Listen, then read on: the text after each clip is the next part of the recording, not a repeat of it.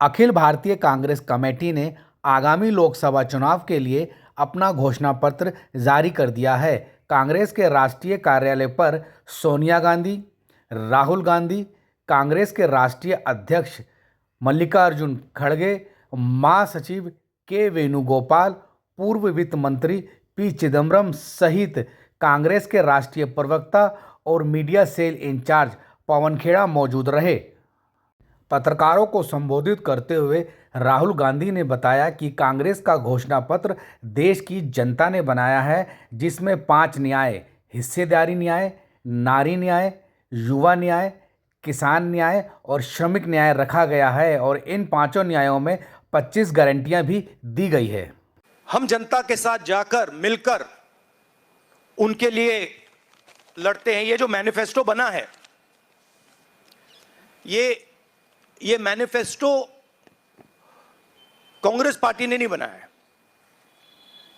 ये मैनिफेस्टो हिंदुस्तान की जनता ने बनाया है। हमने सिर्फ इसको लिखा है, ठीक है, और हमने सिर्फ इसको लिखा है। जो किसानों ने हमें बताया, खारगे जी को बताया, मुझे बताया, बाकी नेताओं को बताया, वो हमने लिखा है। चाहे वो रोजगार की बात हो, चाहे वो कॉन्ट्रैक्ट लेबर की बात हो,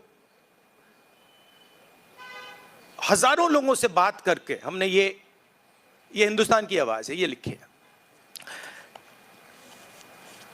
कांग्रेस ने अपने घोषणा पत्र में देश के 140 करोड़ लोगों को सबसे पहले हिस्सेदारी न्याय गारंटी देने की बात कही है, जिसमें उन्होंने SC/ST वर्ग को बजट में अलग से हिस्सेदारी देने की बात रखी है। इसके बाद उन्होंने युवा न्याय की बात की है। उन्होंने 30 लाख नई नौकरियां देने का वायदा किया है। पेपर लीक मामले में सख्त कानून बनाने की बात कही है और देश के युवाओं को 5,000 करोड़ रुपए का स्टार्टअप फंड देने की बात भी रखी है। इसके बाद नारी न्याय की बात की गई है, जिसमें उन्होंने केंद्र सरकार की नौकरियों में महिलाओं को 50% आरक्षण देने का मामला रखा है। इसके बाद किसान न्याय की बात रखी गई है। किसान न्याय के साथ साथ उन्होंने श्रमिक न्याय की बात भी की है।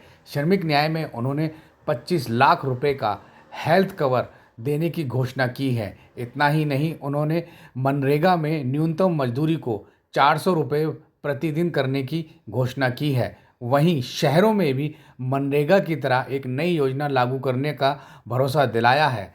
अनियमित असंगठित मजदूरों के लिए जीवन बीमा योजना, दुर्घटना योजना जैसी।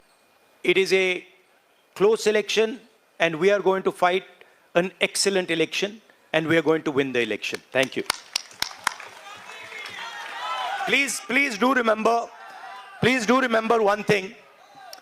Please do remember that there was a similar feeling being generated by the press when Mr. Vajpayee was Prime Minister. There was the India Shining campaign. So we have a similar idea being propagated. India Shining with 2-3 new dimensions. International dimension, all sorts of new dimensions. Full support by the monopolists in the country. But do remember what happened to the India Shining campaign and do remember who won that campaign. Thank you.